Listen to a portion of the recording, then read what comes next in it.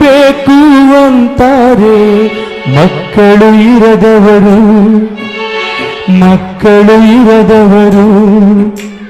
ಮಕ್ಕಳ ಬೇಡ ಅಂತಾರೆ ಮಕ್ಕಳ ಹೆತ್ತವರು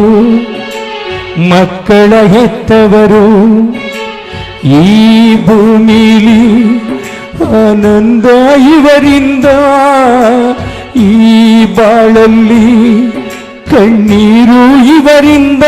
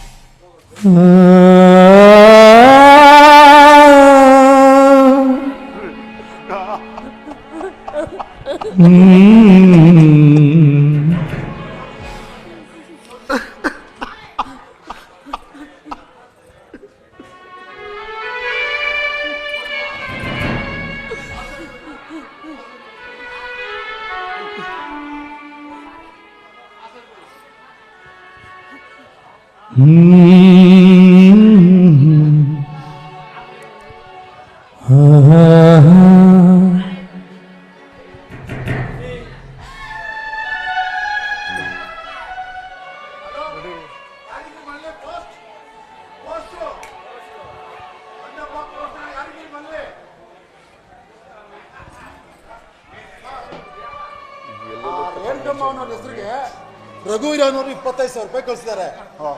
ಈಗ ರೆಡ್ಕಂಬ ಸೈನ್ ಹಾಕಿದ್ರೆ ರಿಪೋರ್ಟ್ ಹಾಕ್ತೀನಿ. ಒಂದ್ ನಿಮಿಷ ಛಾಯಾ, ಛಾಯಾ. ಹಾ ರೀ, ಬಂದೆ. ಬರ ಇಲ್ಲಿ. ಏನ್ರಿ ಕರ್ದಿದ್ದು? ರಘುವೀರ ಹೋಸಲ ಹಿಂಗೆ ಈ ಸಲ 25,000 ಮನಿ ಆರ್ಡರ್ ಕಳಿಸಿದಂತೆ. ಏನೇ ಮಾಡೋದು? ಏನ್ರಿ ಯಾಕೆಲ್ಲ ಕೆಡ್ಸ್ಕೊತಾ ಇದ್ದೀರಾ? ಹಿಂದೆ ಏನ್ ಮಾಡಿದೋ ಈಗ್ಲೂ ಅದೇ ಮಾಡಿದ್ರಾಯ್ತು. ಅದು ಬಿಟ್ಟು ಹೋಗಿ ಆ ಮುದಿಗುಬೆಗಳಿಗೆ ಯಾಕೆ ಹೇಳ್ಬೇಕು? ನೋಡಿ, ನಾನ್ ಸೈನ್ ಮಾಡ್ತೀನಿ, ನೀವೇ ಸಾಕ್ಷಿಗೆ ಹಣ ತಗೊಳ್ಳಿ. ಹೋಗಿ. ಸರ್, ಯಾರಪ್ಪ ಹೇಳ್ಕಮ್ಮ? ನಮ್ಮಮ್ಮ ಸೈನ್ ಮಾಡಿದ್ದಾರೆ ಸರ್. ಇಲ್ಲಿ ಸೈನ್ ಹಾಕ್ಸ್ರಿ, ಕರ್ಕೊ ಬಂದ್ರಿ. ಬರ. ಇವ್ರು ಯಾರು ಹೇಳ್ಕಮ್ಮ? ಹೌದು ಸರ್. ಯಾಕೋ ಹಂಗೆ ಅನ್ನಿಸ್ತಾ ಇಲ್ವಲ್ಲ?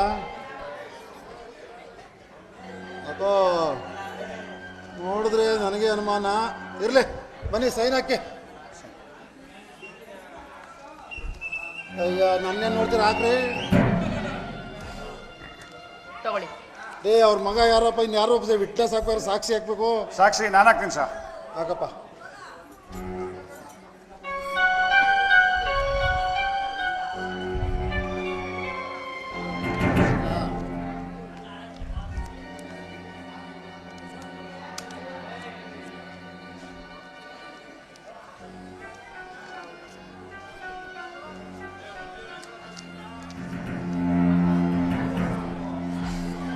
ಹೇಳಿ, 25,000 ಎಣಿಸ್ಕೊಳ್ಳಿ. ಸರಿಯಾ? ಆಯ್ತು ಸರ್. ಓಕೆ. ಆರಿ ನೋಡಿ, ಈ ದುಡ್ಡಲ್ಲಿ ನಾನೊಂದು ಒಳ್ಳೆ ರೇಷ್ಮೆ ಸೀರೆ ತಗೊಳ್ಳ? ತಗೊಳ್ಳಿ. ನಿನ್ಗೇನು ಬೇಕು ಏನಾದರೂ ತಗೋ. ಆ ದುಡ್ಡೆಲ್ಲ ನಿನಗೆ. ಗಂಡ ನೀವೇ ನೋಡಿ.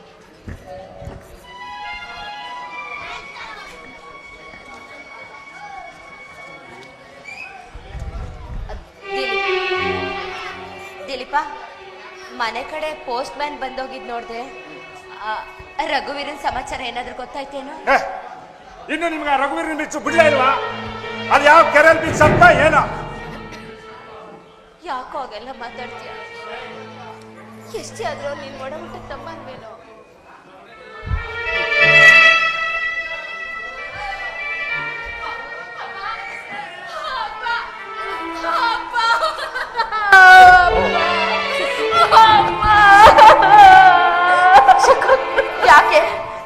ಯಾಕೆ ಏನಾಯ್ತೆ? ಯಾಕೆ ಹೇಳ್ತಾ ಇದ್ಯಾ? ಏನಂತ ಹೇಳಿ ನನ್ನ ಕರ್ಮ ಕಂಡಿಲ್ಲ. ನನ್ ಕಷ್ಟ ನೋಡ್ಬೇಕು ಅಂತ ಆ ಕುಡ್ಕುರ್ಗೆ ನನ್ನ ಗಂಟಾಗಿ ಮಾಡಿಬಿಟ್ಟು ಓಡಿಸ್ಬಿಟ್ರಿ. ನಿನ್ನ ಬಾಳಿನಲ್ಲಿ ತಲೆದೋರಿದ್ದು ಕರಿಸಕ್ಕೆ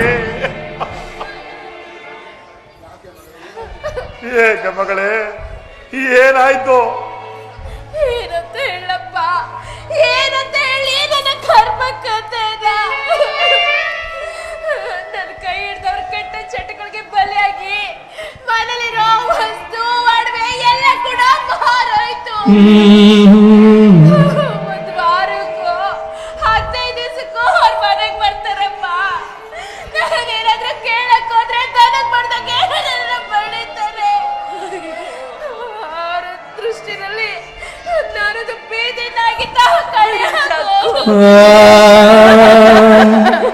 ಇಲ್ಲ ಅಪ್ಪ ಅಪ್ಪ ನೀನಾಗ್ಲಿ ಇಲ್ಲ ಅಣ್ಣ ಆಗ್ಲಿ ಬಂದವ್ರಿಗೆ ಬುದ್ಧಿ ಹೇಳೋ ತನಕ ನಾನೇ ಮನೆ ಬಿಟ್ಟು ಹೋಗಲ್ಲ ಅಪ್ಪ, ನಾನೇ ಮನೆ ಬಿಟ್ಟು ಹೋಗಲ್ಲ. ಶಕೀಲ, ಈ ಮನೆ ಹೊಸ್ತಿಲೊಳಗೆ ಹೆಜ್ಜೆ ಕೂಡ ಇಡಬಾರ್ದು ಕಣೆ. ಕೊಟ್ಟೆಣ್ಣು ಕುಲಕ್ ಹೊರಟು ಅನ್ನೋ ಹಾಗೆ ಒಂದ್ಸಲಿ ನಿನ್ನಣ್ಣ ಈ ಮನೆನ ಹಾಳು ಮಾಡ್ಕೊಟ್ಟು ನಿನ್ಗೆ ಮದುವೆ ಮಾಡ್ಕೊಟ್ಟಿದ್ದಾರೆ.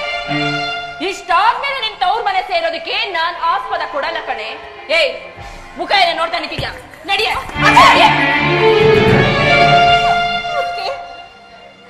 ಮಾತು ಅಂತ ಹೇಳ್ತಿದ್ರ, ಒಂದೇ ಒಂದ್ಸಾರಿ ಮದುವೆ ಶಾಸ್ತ್ರ ಮುಗ್ದೋಯ್ತು ಅಂದ್ರೆ ತವ್ರ ಮನೆ ಸಂಬಂಧನೇ ಕಳ್ದೋಯ್ತು. ನನ್ನ ತವ್ರ ಮನೆ ಬರೋದಿಕ್ಕೂ ಸಗಿಲ್ಲ, ಆಸ್ಪದವಿದೆ. ಆದ್ರೆ ಬರುವಂತೆ ಬಂದ್ರೆ ಮಾತ್ರ ಆಸ್ಪದವಿದೆ ಹೊರತು ಈಗ ನೀತಿ ಬಿಟ್ಟು ಅನೀತಿಯಿಂದ ಬಂದ್ರೆ ತವ್ರ ಮನೆಯಲ್ಲೂ ಜಾಗ ಸಿಗೋದಿಲ್ಲ ಅನ್ನೋದನ್ನ ನೆನಪಲ್ಲಿ ಇಟ್ಕೋಬೇಕು. ಈ ಮಾತ ನೀನ್ ಹೇಳ್ತಿದ್ಯ ಅಣ್ಣ? ಹಾಗಾದ್ರೆ ನನ್ ಗಂಡ ನನ್ ಹೊಡಿಲಿ ಬಡಿಲಿ ಸಾಯಿಸ್ಲಿ, ಅವ್ನು ಯಾವ್ದೇ ರೀತಿ ಚಿತ್ರ ಹಿಂಸೆ ಕೊಟ್ರು ನೀನ್ ಬಂದು ವಿಚಾರಿಸೋದಿಲ್ವಾ ಅಣ್ಣ? ಸಾಕ್ ಮಾಡು ಈ ನಿನ್ನ ಹುಚ್ಚು ರೋದನೆಯನ್ನ.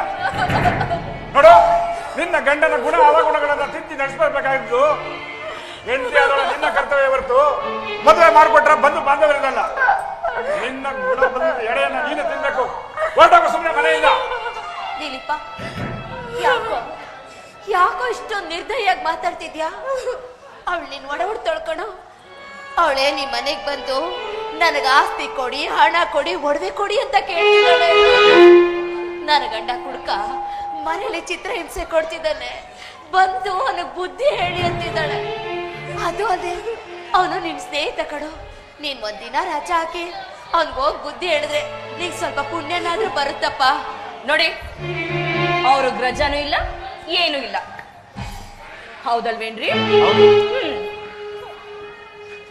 ಛಾಯಾ ತಾಯಿ, ತಾವು ಸುಖಿಗಳಾಗಿದ್ದುಕೊಂಡು ಅನ್ಯರ ದುಃಖವನ್ನು ನೋಡಿ ಅಳಿಸುವುದು ಮನುಷ್ಯ ಧರ್ಮವಲ್ಲಮ್ಮ, ಮನುಷ್ಯ ಧರ್ಮವಲ್ಲ.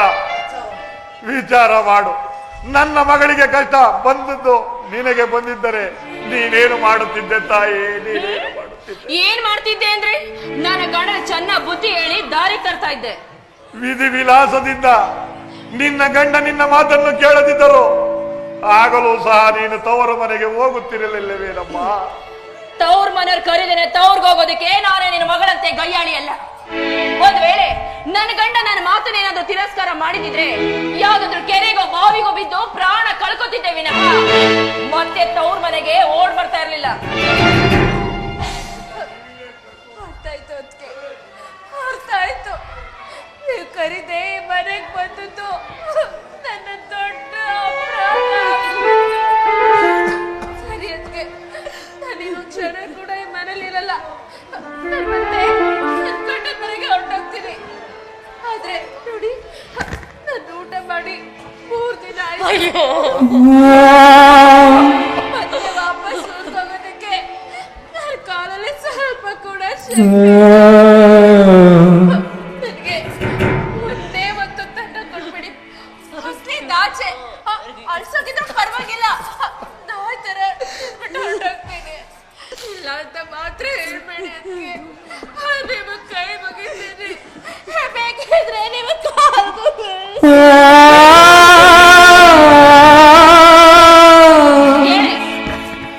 ಏಳ ಮೇಲೆ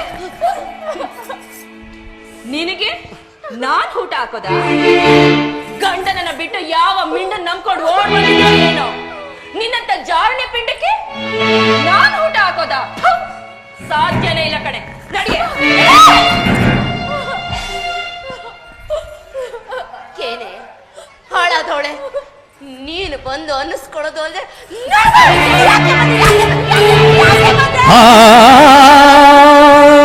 ಯಾಕೆ ಬಂದೆ ನೀನು? ಯಾಕೆ ಬಂದೆ? ನೋಡು, ಇನ್ನೊಂದು ಸರಿ ನನ್ನ ಅಪ್ಪಣೆ ಇಲ್ಲದೆ ಈ ಮನೆ ಒಳಗೆ ಕಾಲಿಟ್ಟೆ ನನ್ನ ಮೇಲೆ.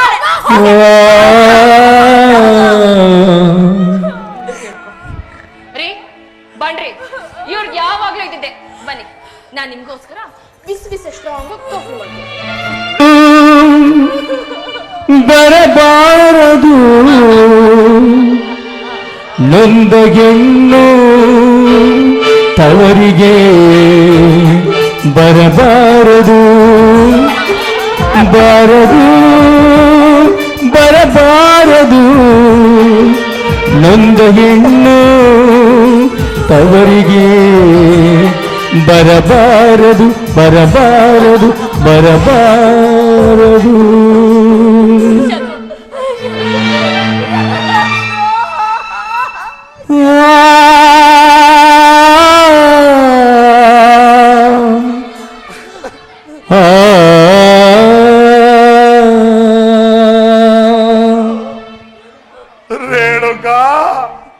ರೇಣುಕಾ ಹೊರಟು ಹೋದೇಳೆ ನನ್ನ ಮಗಳು. ಹೋದ್ರಿ ಹೊರಟೋದ್ಲು. ಇಂಥ ಪಾಪಿ ತಂದೆ ತಾಯಿಗಳ ಮುಂದೆ ಇನ್ನೇನಕ್ಕಿರ್ತಾಳೆ. ಹೊರಟೋದ್ಲು. ರೇಣುಕಾ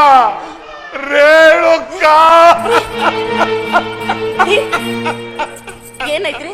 ಏನಾಗ್ತಿದೆ? ಯಾಕ್ರಿ? ಏನಾಯ್ತು? ಏನಾಗ್ತಿದೆ? ಏನಾಯ್ತು? ಮಾತಾಡ್ರಿ. ಯಾಕ್ರಿ? ಇನ್ನೇನಾಗಬೇಕಾಗಿದೆಯೇ ರೇಣುಕಾ? ಇನ್ನೇನಾಗಬೇಕಾಗಿದೆಯೇ? ಒಡಲಲ್ಲಿ ಹುಟ್ಟಿದ ಮಗಳು ಉಡಿ ಅನ್ನಕ್ಕಾಗಿ ಒಡ ಹುಟ್ಟಿದವನ ಕಾಲನ್ನು ಹಿಡಿದುಕೊಂಡು ಬೇಡಿಕೊಂಡಾಗ ಒಂದು ಇಡೀ ಅನ್ನವನ್ನು ನೀಡದೆ ಕಾಲಿನಿಂದ ಒದಿಸಿಕೊಂಡ ದೃಶ್ಯವನ್ನು ನೋಡಿದ ನಾನಿನ್ನು ಬದುಕಿರಬೇಕ ರೇಣುಕಾ?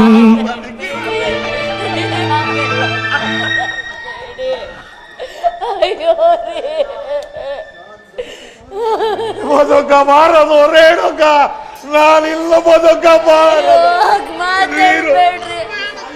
ನಾನು ಸಾಯುವುದೇ ಮೇಲು, ಸಾಯುವುದೇ ಮೇಲು.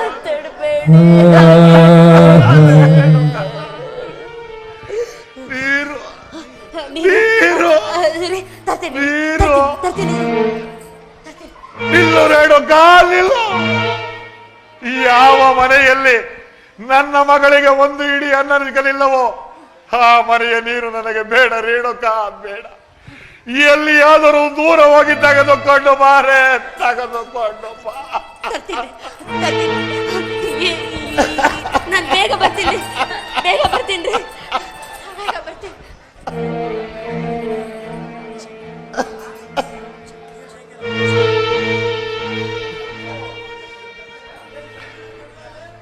ರೇಣುಕಾ, ಎಂತ ಮುಗ್ಧಳೆ ನೀನು. ನನ್ನನ್ನು ಮದುವೆಯಾಗಿ 30 ವರ್ಷಗಳೇ ಕಳೆದರು ನಾನಾಡಿದ ಕಪಟ ನಾಟಕವನ್ನು ನೀನಿಂದು ಅರಿಯದೆ ಓದೆಯಲ್ಲೇ. ಅಯ್ಯೋ ದೇವರೇ, ಒಡಲಲ್ಲಿ ಹುಟ್ಟಿದ ಮಗಳಿಗೆ ಒಂದು ಇಡೀ ಅನ್ನಲಾಕಲಾರದ ಮೇಲೆ ಈ ಜಗತ್ತೇ ನೋಡಿ ನನ್ನನ್ನು ಈ ಆಳಿಸುತ್ತಿರುವುದು. ಆದರೆ ಏನು ಮಾಡಲು ಸಾಧ್ಯ? ನನ್ನ ಆಟವೇನಾದರೂ ನಡೆಯುವಂತಿದ್ದರೆ ನನ್ನ ಸರ್ವಸ್ವವನ್ನು ನಮ್ಮ ಮಗಳಿಗಾಗಿ ದಾರೆ ಎರೆದುಕೊಡು. ಸದ್ಯದ ಪರಿಸ್ಥಿತಿಯಲ್ಲಿ ಏನು ಮಾಡುವ ಸ್ಥಿತಿಯಲ್ಲಿಲ್ಲ. ನಾನು ಬದುಕಿರುವುದಕ್ಕಿಂತ ಸಾಯುವುದೇ ಮೇಲು ರೇಣುಕಾ, ಸಾಯುವುದೇ ಮೇಲು.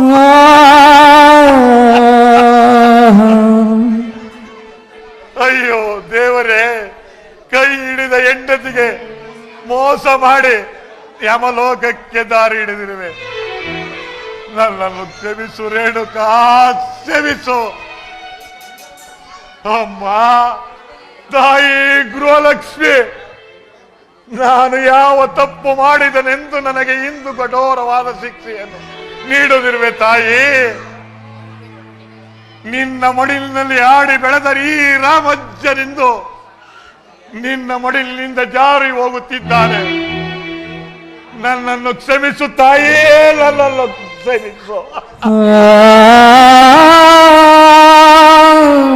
ತಾಯಿ ಗೃಹಲಕ್ಷ್ಮಿ, ಮಗನ ಮನೆಯಲ್ಲಿದ್ದು ಮಾನಗೇಡಿಯಾಗುವುದಕ್ಕಿಂತ ಸಾಯುವುದೇ ಲೇಸೆಂದು ನನಗನಿಸುವುದರಿಂದ ನಾನಿಂದು ಸತ್ಕಾರ್ಯಕ್ಕೆ ಕೈ ಹಾಕುತ್ತಿದ್ದೇನೆ. ನನ್ನ ರೇಣುಕಾ, ನನ್ನ ಮರಣದಿಂದ ನಿನಗೆ ಅಪಾರ ದುಃಖವಾಗುತ್ತದೆ ಎಂಬುದು ನನಗೆ ಗೊತ್ತು.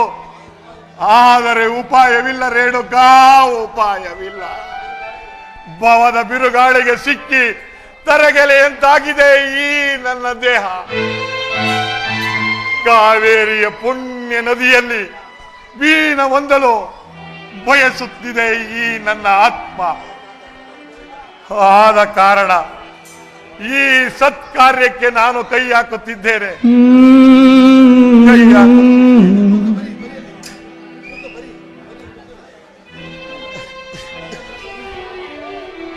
ನನ್ನನ್ನು ಕ್ಷಮಿಸು ರೇಣುಕಾ, ಕ್ಷಮಿಸು. ಪ್ರಾಣ ಹೊತ್ತು ಉಸಿರಿತ್ತು ಬೆಳೆಸಿದ ಮಕ್ಕಳಿಗೆ ಭಾರ ಆದರೂ ಹೆತ್ತವರು ಮುಪ್ಪಿನ ದಿನದೊಳಗೆ.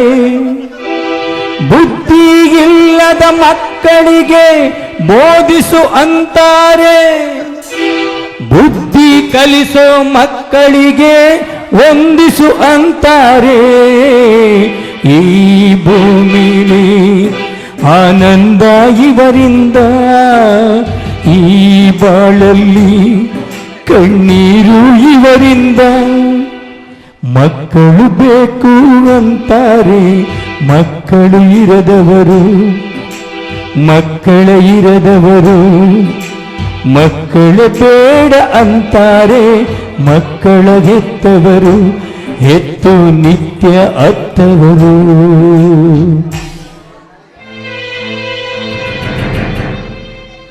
ನನ್ನನ್ನು ಹುಡುಕುವ ಪ್ರಯತ್ನ ಮಾಡಬೇಡ ರೇಣುಕಾ, ಮಾಡಬೇಡ. ಒಂದು ವೇಳೆ ಮಾಡಿದರು ಅದು ವ್ಯರ್ಥ ರೇಣುಕಾ, ವ್ಯರ್ಥ. ಇಂದೇ ನಿರ್ಭಾಗ್ಯಮತಿ ರಾಮಜ್ಜ ಲಾಲಿ ಬರ್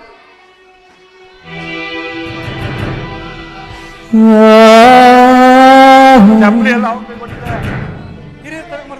ನಾನು ಮಾತಾಡುವೆ ಅತ್ತ ಗೀತ ತೀರ್ಸ್ಬಿಟ್ಟ.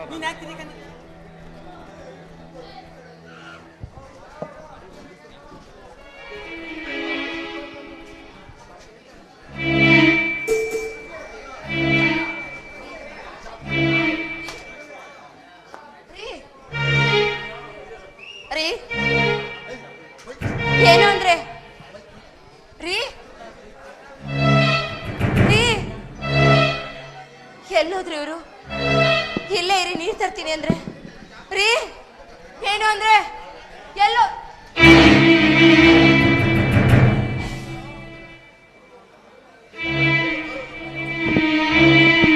ಹಲೋ,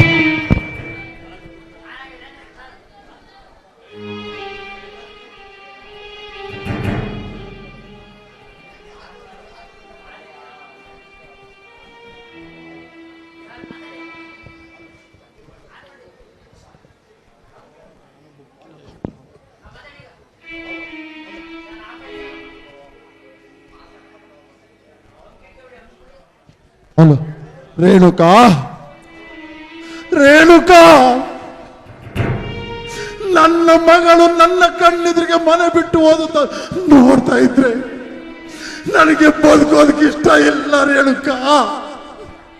ರೇಣುಕಾ, ಇಂಥ ಸ್ಥಿತಿಯಲ್ಲಿ ನಿನ್ನನ್ನು ಬಿಟ್ಟು ಹೋಗ್ತಾ ಇದ್ದೀನಿ. ನನ್ನನ್ನು ಕ್ಷಮಿಸು ರೇಣುಕಾ, ನನ್ನನ್ನು ಹುಡ್ಕೋ ಪ್ರಯತ್ನ ಮಾಡಬೇಡ ರೇಣುಕಾ, ನನ್ನನ್ನು ಹುಡ್ಕೋಬೇಡ. ನೀನು ಹುಡುಕಿದ್ರೆ ನೀನು ಈ ಪತ್ರ ಓದೋ ಹೊತ್ತಿಗೆ ನಾನು ಕಾವೇರಿ ನದಿಯಲ್ಲಿ ಬಿದ್ದು ಸತ್ತಾಗಿರ್ತೀನಿ ರೇಣುಕಾ. ನನ್ನನ್ನು ಕ್ಷಮಿಸು ರೇಣುಕಾ, ನನ್ನನ್ನು ಕ್ಷಮಿಸು.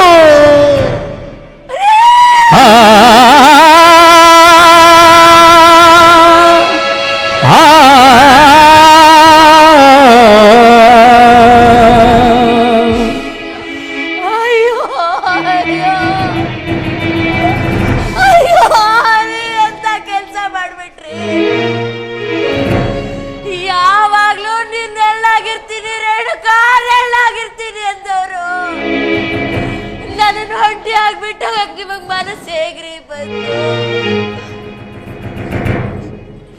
ರೀ?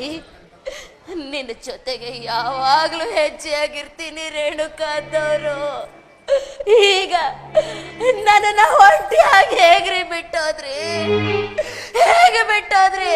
ಎಲ್ಲರೂ ಕರ್ಮಾರಿ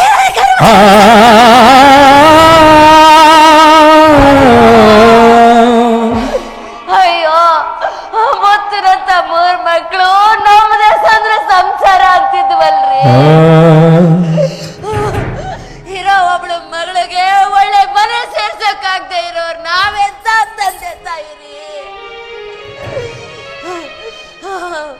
ಈ ಮನೆಗೋಸ್ಕರನೇ ದುಡಿದು ನನ್ನ ರಘುವೀರ ಮಗ ಮನೆ ಬಿಟ್ಟು ಹೋಗ್ತಾ ಇದ್ರೆ ಕಲ್ಲಾಗಿ ನಿಂತ್ಕೊಂಡಿದ್ವಲ್ರಿ ನಾವು. ಮನೇಲಿರೋ ಮಗನಿಗೆ ಅಪ್ಪ ಅಮ್ಮ ಕಣ್ಣು ಕಾಣ್ಲಿಲ್ಲ. ಇದಕ್ಕೆಲ್ಲ ನಾನೇ ಕಾರಣ ರೀ, ನಾನೇ ಕಾರಣ. ಗಂಡು ಮಕ್ಳು ಬೇಕು, ಗಂಡು ಮಕ್ಳು ಬೇಕು ಅಂತ ಬಯಸಿದ್ನಲ್ರಿ. ಇವತ್ತು ನಾನು 10 ಮಕ್ಳಿಂದ ನಿಮಗ್ ಸಾವು.